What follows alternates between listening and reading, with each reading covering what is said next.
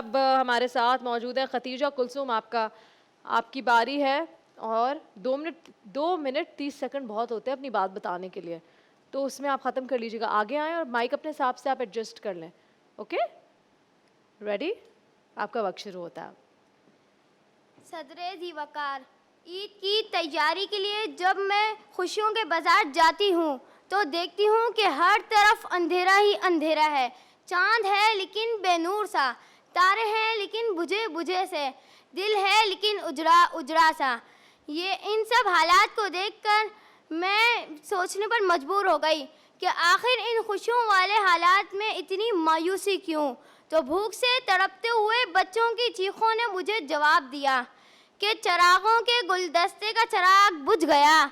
غربت نے میرے شہر کو ویران کر دیا, غربت نے میرے شہر کو ویران کر دیا.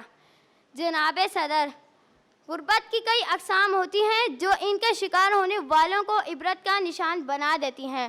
غربت اگر فاقہ کشی اور مفلسی کی ہو تو معصوم بچوں کے گلے میں برائے فروخت کی تختی لٹکا دیتی ہے. غریب تو امیر کے لباس پر بدنما داغ ہوتے ہیں, غریب تو قصر عمارات کے سامنے اجڑا ہوا باغ ہوتے ہیں. غریب دھڑکتے دل نہیں بلکہ سوئے ہوئے دماغ ہوتے ہیں.